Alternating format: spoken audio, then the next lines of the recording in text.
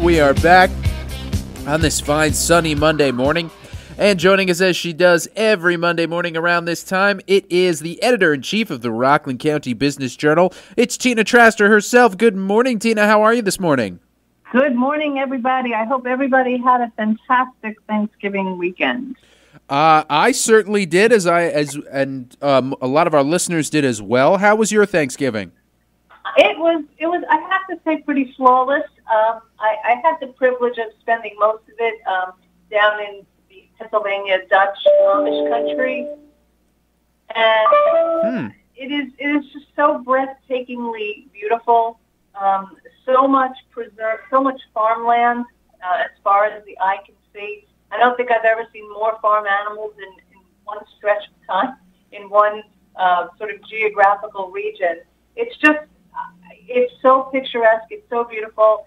And I guess as I was driving around and drinking in the beauty, and you can only admire, I guess, the Amish from a distance because you can't really see how they truly live. But just the impression, certainly what is plain to the eye, is that their communities are so beautifully tended and preserved and cared for, and there's just such pride that it kind of just, I don't know, maybe it's the Thanksgiving time of the year, but it makes me well up and just, it's just picture postcard beautiful. It makes me think, of course, about what's happening here in Rockland County, because every region has its own beauty, and because I've talked about this before, I think that preservation is always an important thing of one kind or another.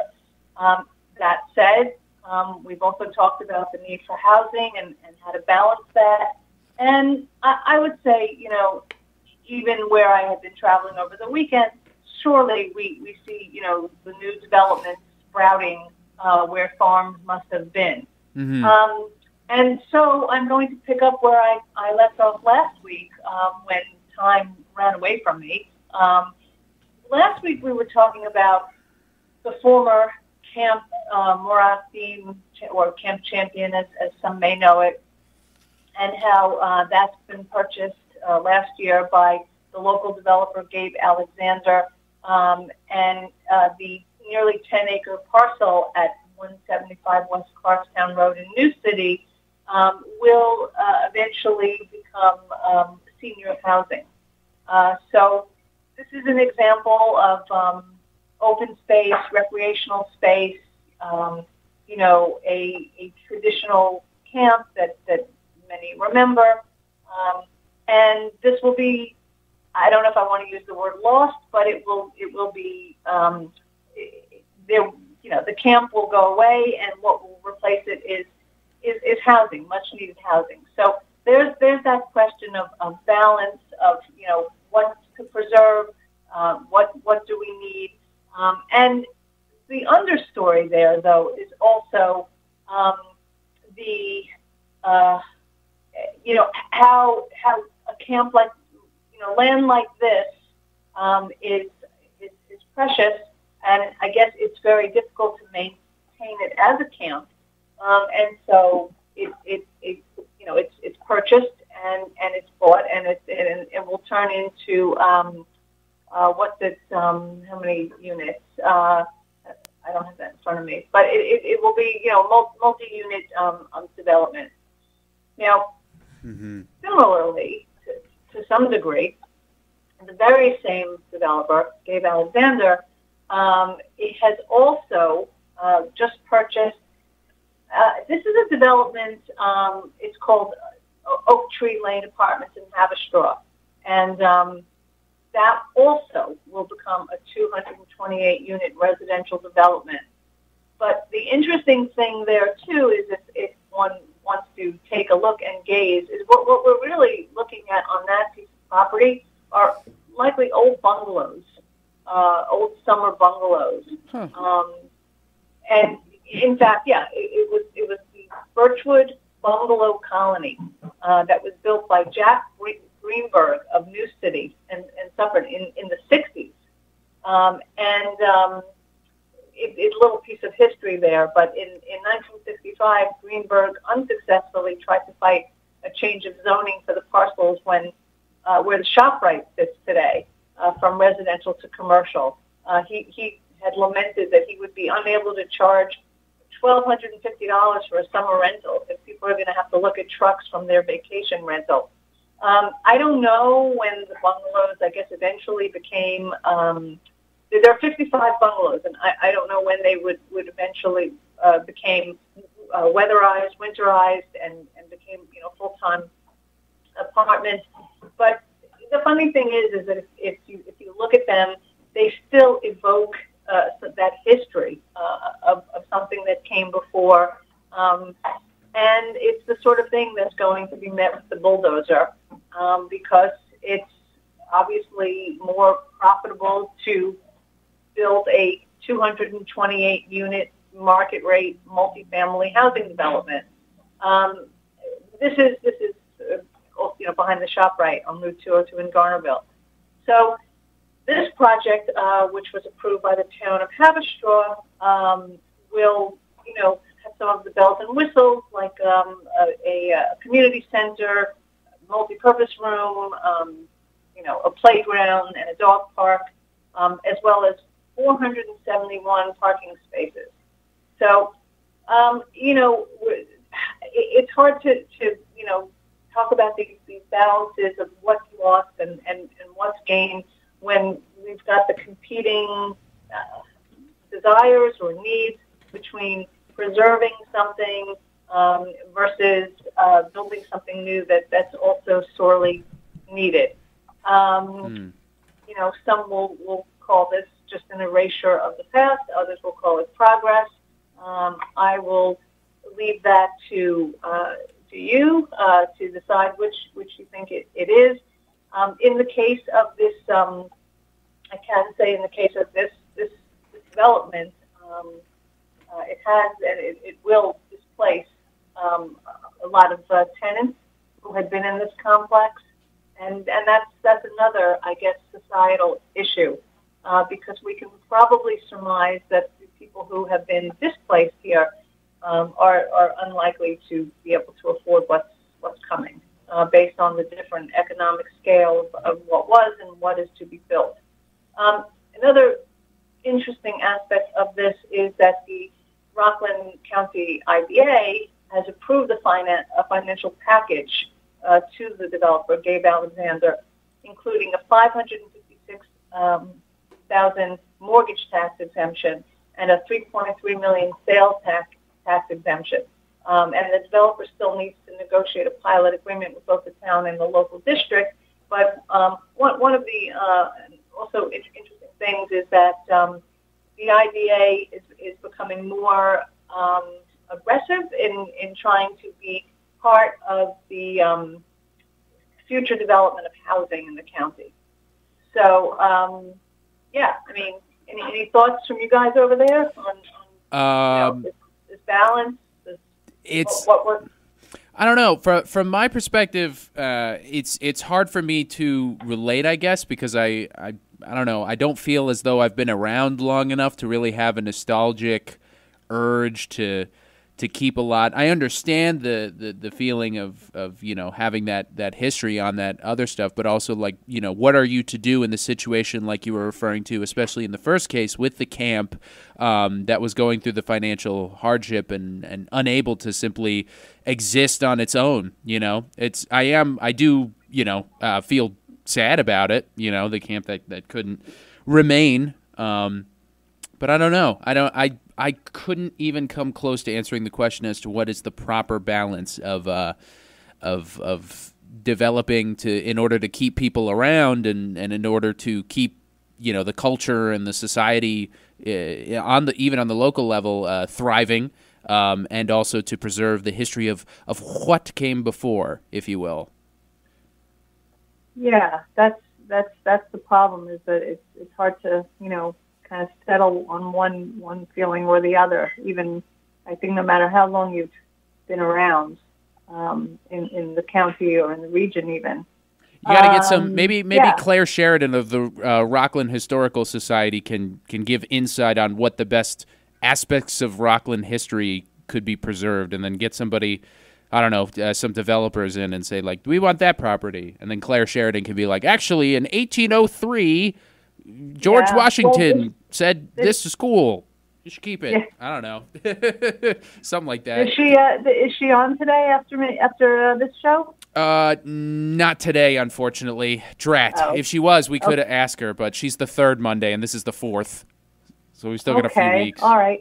Well, speaking of preservation, the county, we published a story this morning about the Regional Economic Development Council Round 8 awards, and there were 4 winners. One to the Phoenix Theater Ensemble, which this will be their 3rd season, and something called the Shriner Group, which makes high-tech. That makes high-tech labels, and Bridges, which is the Rockland Independent Living Center. Round 13. Sorry, I said 8. But I wanted to mention a little, probably relatively unknown project in Nyack, and that is the John Greenhouse. That is the rehabilitation of an early 19th century sandstone house that's been going on for some number of years, and they have finally scored some decent money from the state to continue putting that sandstone house that sits pretty close to Nyack's waterfront back together again. So there's a win for preservation, and people should familiarize themselves with that project. It's a good thing for Rockland County. And I think that's it. I think that's the update for today. Sorry, Tina. I was screening a call that had a question for you in regards to a piece you had written about the Letchworth property. Which one? I'm sorry. I'm having a little trouble hearing you today. For some reason, are you getting me still? Hello? Can you hear me? Hi. Okay. Yeah, I'm seeing here the level that's sending to the phone is quite low. I mean, it's on maximum, so there isn't anything I can do from here. But I'm struggling a little. But you said that. Did you feel the phone call? Yes, I was talking to a caller who had a question in regards to a piece you wrote on the Letchworth property. Something about there was a developer from Westchester who desired to develop on the entirety of the property, but Haverstraw was saying the town of Haverstraw was saying that was not true. I don't know if you could clarify as to the confusion on that. Well, what we know about that is based on a complaint that's been sent to the New York AG's office. There was a developer who came to the town of Haverstraw multiple times. We've looked at the documents. So we have verified that a Westchester developer had come to Haverstraw, had made a proposal,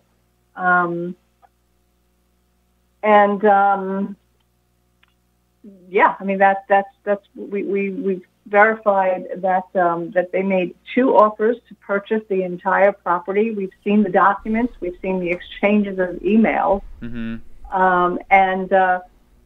The story says what it says, which is that the town of Haverstraw Supervisor Howard Phillips failed to reveal this and went forward with his urban development plan or urban renewal plan to do business with BNE of New Jersey. And so we have seen the documents. I can tell you that we've seen. We can confirm that there were negotiations and that there were offers, and we've seen what was done in writing. Right. Or else we would not have published that story. And the town was saying that didn't happen? The town was saying what? And the town, the caller had said that the town was saying that wasn't true. Is that correct? That the town was the town was claiming that that was not true?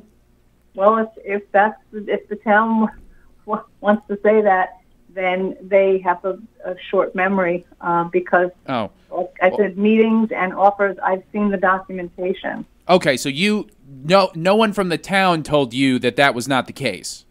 Well, we quoted, do you have the story in front of you? Because we've quoted what the town attorney said to us when we reached out for a comment.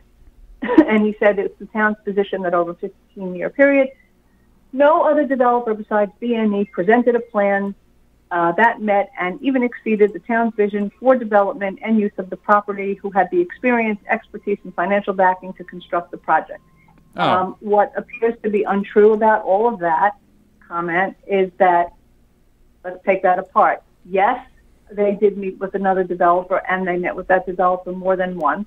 That was an experienced developer from Westchester who certainly had the financial backing to construct a project. And by the way, was offering to purchase the entire Letchworth property, not just the acreage that BNE is offering for its housing proposal.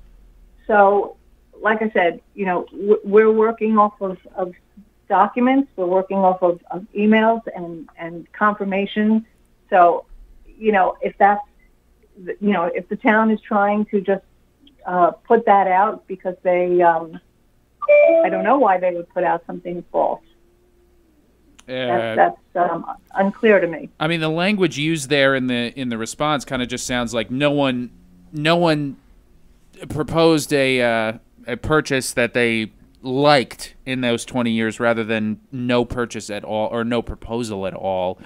Well, that's not the issue. The issue is transparency. The issue is that in the resolution that the town put out, it said for over 15 years the town has not been able to identify another developer. And that is just patently false. Gotcha. There was another developer, and this is potentially, a false. This is untrue language, and the town made a decision on the basis of this resolution of this untrue language.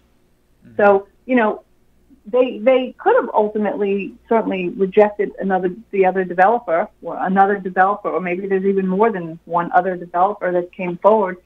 That's not the issue.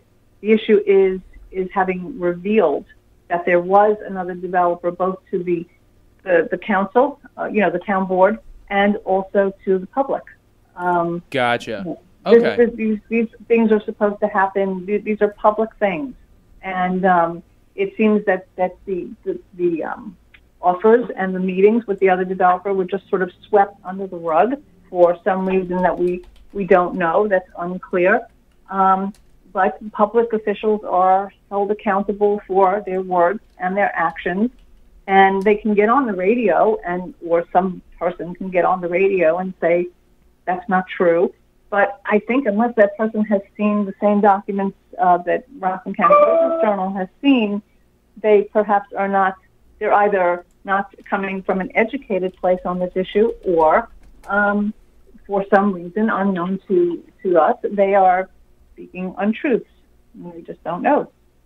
Well, thank you for clarifying that, Tina, for us, for that caller that was curious about that, and thank you for all the information you bring to us via the Rockland County Business Journal. We do appreciate that you do so each and every week, as does our audience, of course. If anybody else out there right now wants any more information on the top stories on what's going on in the world of Rockland County business, well, my friends, you can visit their website. It's RCBiz, that's B-I-Z, rcbizjournal.com, or you can visit their Facebook, Twitter pages. Those are also made available to you on the interwebs. Tina, thank you so much. We hope you have a great rest of your day, and we will talk to you next Monday.